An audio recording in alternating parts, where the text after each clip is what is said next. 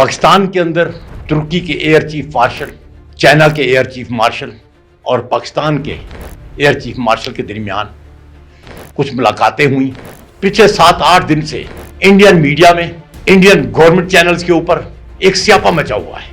जो इस खत्ते में जो मुलाकातें हो रही हैं, जो वो जियो पोलिटिकल नहीं, वो जियो इकोनॉमिक्स इंटरेस्ट के कन्वर्जेंस की वजह से हो रही हैं। ये इकोनॉमिक इंटरेस्ट जो है, ये मुलाकातें उसे सस्टेनेबल और लॉन्ग टर्म, लॉन्ग इंड्यूरिंग किस्म का बेनिफिट बनाना चाहती हैं अपने अपने मुल्क के लिए।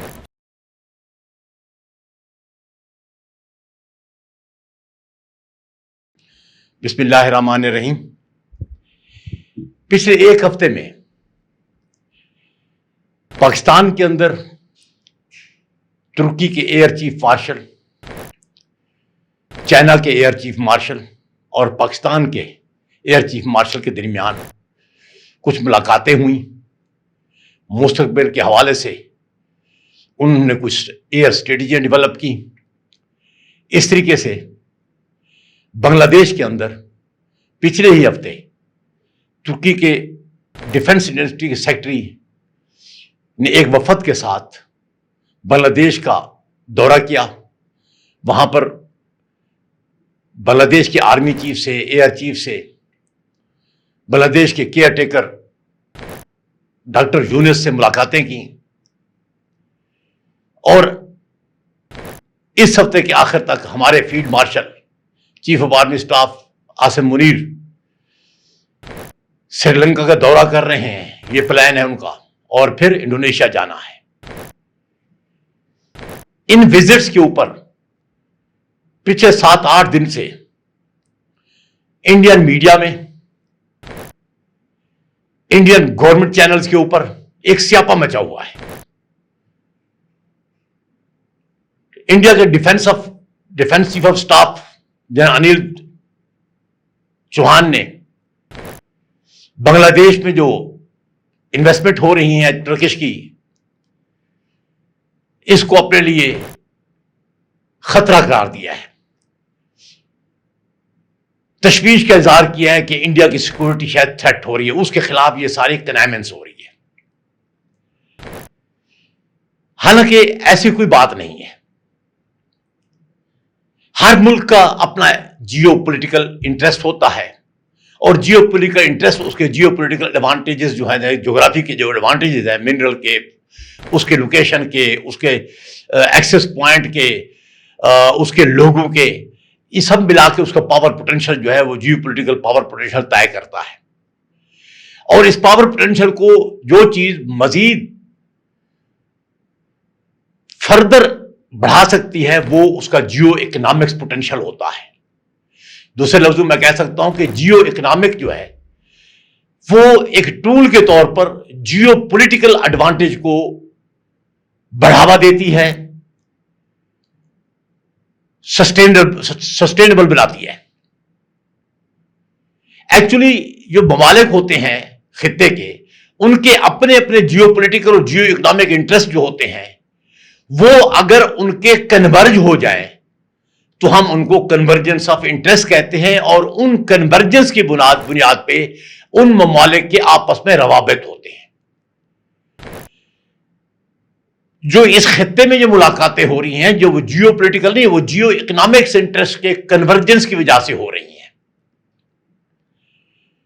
और ये इकोनॉमिक इंटरेस्ट जो है, ये मुलाकातें उसे सस्टेनेबल और लॉन्ग टर्म, लॉन्ग इंड्यूरिंग किस्म का बेनिफिट बनाना चाहती हैं अपने अपने मुल्क के लिए। लेकिन भारत इसको दूसरी नजर से देखता है, क्योंकि भारत ने 70 साल में जो एक अपने लेंसेज लगा के रखे हुए हैं हिंदवाता के, वो यही है कि हमसायों को अपना दुश्मन समझो, और हमसायों की तरक्की जो है वो आपकी अपनी कास्ट पे होगी। इसलिए आप अगर तरक्की करेंगे तो उसके लिए हमसायों का वीक होना जरूरी है, जिसे जीरो सम गेम कहते हैं। यही वजह है जब हम इकोनॉमिक प्रोफाइल की बात करते हैं खित्ते की, तो इस खित्ते में 1.9 बिलियन के करीब लोग रहते हैं, और यह खित्ता दुनिया का बहुत बड़ा खित्ता है। बल्कि मैं ये कहूंगा, जब अगर खित्तों के हिसाब से देखें तो दुनिया का सबसे बड़ा खित्ता यही है। اور اس کے اندر ایک لوگوں کی بھلائی اور ویلفیئر کے لیے آج سے کچھ 40 سال پہلے ایک تنظیم بنائی گئی تھی، سارک، جس کا مقصد یہ تھا کہ یہ خطے کی یہ ریاستیں جو ہیں یہ ساری آپس میں کولیبریٹ کریں گی، اکنامکلی گرو کریں گی، ٹریڈ کو گرو کریں گی اور اکنامک انٹیگریشن کریں گی، اور یہ ممکن ہوگا کنیکٹیوٹی سے، اور کنیکٹیوٹی سے خود بخود جو ہے وہ اکنامک سیکورٹی بھی حاصل ہوگی، اکنامک ڈیولپمنٹ بھی ہوگی، اور سوشو اکنامک پروگریس بھی خطے میں ہوگی۔ لیکن انفارچونیٹلی انڈیا جو اس کی لیڈنگ سٹیٹ تھی خطے میں، اس نے اس کو ترقی کرنے نہیں دی۔ 50 سال کے بعد بھی، 42 سال کے بعد بھی یہ خطہ جو ہے اس کا ٹوٹل ٹریڈ آپس میں وہ اس کے پوٹینشل کا 5% سے اوپر نہیں جا سکا،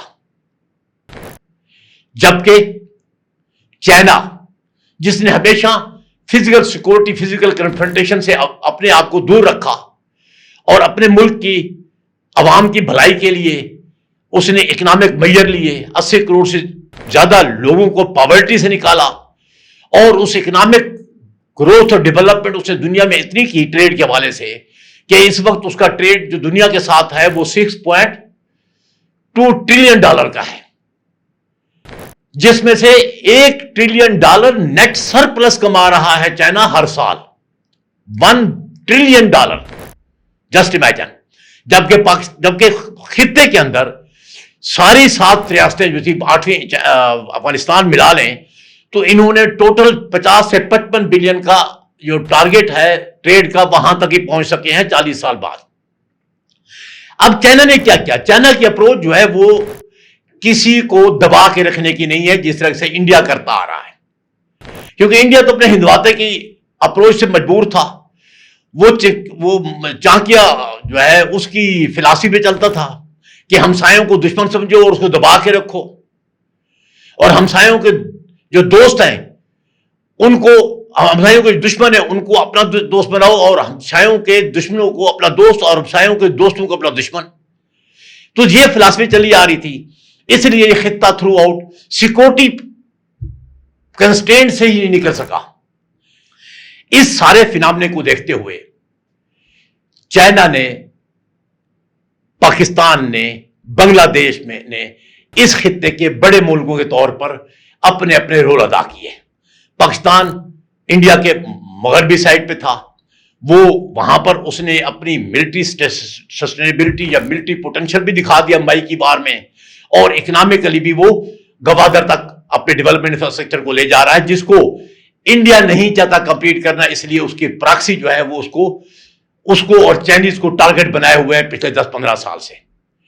اسی طریقے سے بنگلہ دیش میں انویسٹمنٹ کی کر رہے ہیں چائنا، وہ انویسٹمنٹ اسپیشلی پچھلے 1 سال میں حسینہ واجد کے جانے کے بعد بہت انٹینسیفائڈ ہو گئی ہے۔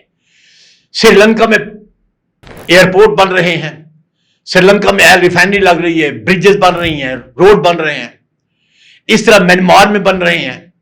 یہ سارے کیا ہیں؟ یہ بیسیکلی اس علاقے میں پاورٹی سے نکالنے اور فیوچر کے لیے کنیکٹیوٹی کے جو ذریعے ہیں وہ بحال کرنے ہیں، تاکہ اس سے جو چائنا کا امپورٹ اور ایکسپورٹ ہے وہ ان ملکوں کے ان رستوں سے دور گزرتا جائے، تاکہ یہ ملک بھی اس سے اپنے اپنے حساب سے ارننگ کرنا شروع کر دے، تاکہ لوگوں کو جاب بھی ملے اور اکنامک گروتھ بھی ہو سکے۔ محسوس ہو رہی ہے بیسیکلی یہ سیکورٹی نہیں ہے، انڈیا کا وہ مائنڈ سیٹ ہے جو وہ اپنے سے چھوٹے ممالک جو ہمسائے ہیں ان کو ترقی کرتا ہوا نہیں دیکھنا چاہتا، ان کو اکنامکلی سٹیبل نہیں دیکھنا چاہتا، کیونکہ ہندواتا کی فلسفی کے خلاف ہے۔ اس لیے اس نے ایک نیا ہوا کھڑا کیا ہے کہ اگر یہ ترقی کر جائیں گے تو ورچولی کس کی قیمت پہ شاید میں جو ہے انسٹیبل ہو جاؤں گا، میں ویک ہو جاؤں گا۔ اس کو انہوں نے ایک ہوا کھڑا کیا دنیا کو دکھانے کے لیے کہ چائنا جو ہے یہ انکروچ کر رہا ہے، ایسٹ میں بھی، میرے جو بیک یارڈ ہے اس میں بھی، اور میرے فرنٹ یارڈ میں بھی۔ مین وائل انڈیا نے مئی وار میں چائنا اور ترکی کو ویسے ہی پاکستان سے ٹیگ کر دیا، تو ترکی اور چائنا جو ہے وہ، اور اس کے جو ایئر چیف مارشل ہے وہ اپنے اس فیوچر سیکورٹی پروٹیکٹ جو کہیں اس علاقے کے خطے کی اس کے پوائنٹ آف ویو سے وہ ملے ہیں۔ اس طریقے سے ترکی بنگلہ دیش، کیونکہ اس کی آئیڈیالوجیکل ایک برادر اسٹیٹ ہے، مسلم اسٹیٹ ہے وہ بھی، اور پھر اس میں چائنا کے انٹرسٹ بھی ہیں، چائنا اور ترکی کے آپس میں کامن انٹرسٹ ہے، پاکستان کے انٹرسٹ ہے. تو ان سب کے ملاپ سے جو پاکستان، چائنا اور بنگلہ دیش کا ایک کوآپریشن کا ایک ٹرائی لیٹرل ایگریمنٹ ہوا تھا، انگیجمنٹ ہوئی ہے پچھلے 1 مہینوں میں، اسی کے ہی سبسیکوینٹ سٹیپ تھے ترکی کی انڈسٹریل کمپلیکس یہاں بنانے کے لیے. ترکی کا جو وفد ہے وہ آیا ہے جس نے انڈیا کو سخت پریشان کر دیا ہے. اب یہ دیکھیں، یہ ہے وہ تھریٹ جو ایکچولی انڈیا کو ہے. اب ہمارا چیف آف اسٹاف جب وہاں پر جائیں گے سری لنکا میں، سری لنکا بھی ڈسا ہوا ہے. جب تامل ناڈو کے خلاف اس نے جو انسرجنسی لڑی، وہ تامل ناڈو کو کون سپورٹ کر رہا تھا؟ تامل کو کون سپورٹ کر رہا تھا؟ بیسیکلی انڈیا سپورٹ کر رہا تھا، ELTT کو. تو وہ ابھی اپنے آپ کو پاؤں پہ کھڑا کر رہا ہے اور with the help of China کھڑا کر رہا ہے. اور وہ نئے جو سیکورٹی، جسے آپ کہتے ہیں پرل آف سیکورٹی یا پرل اسٹرنج آف پرل، جو اکنامک پوائنٹ آف ویو سے ہے، اس میں وہ بڑا فٹ ہوتا ہے اس پہ. تو ہمارا چیف آف آرمی اسٹاف وہاں جا رہے ہیں، اور اس کے بعد نیکسٹ ان کی وزٹ انڈونیشیا میں ہے.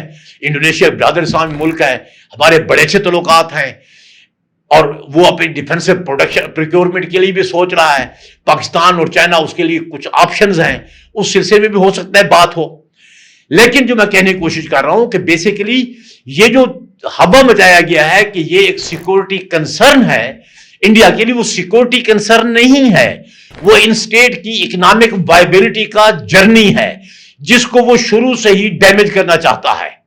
وجہ یہ ہے انڈیا ابھی تک اپنے لیے طے نہیں کر سکا کہ وہ کیا ہے، کیا مین کہ وہ کس کے ساتھ ہے، وہ گلوبل ساؤتھ کے ساتھ ہے یا گلوبل نارتھ کے ساتھ ہے. آپ دیکھیں SCO گلوبل ساؤتھ کی آرگنائزیشن ہے، سیکورٹی آرگنائزیشن، وہ SCO کا ممبر ہے. کوارڈ جو ہے وہ چائنا کے خلاف بنائی گئی ہے، بیسیکلی SCO کے خلاف ہے، وہ ان کا بھی ممبر ہے. اب کوارڈ میں گلوبل نارتھ ہے.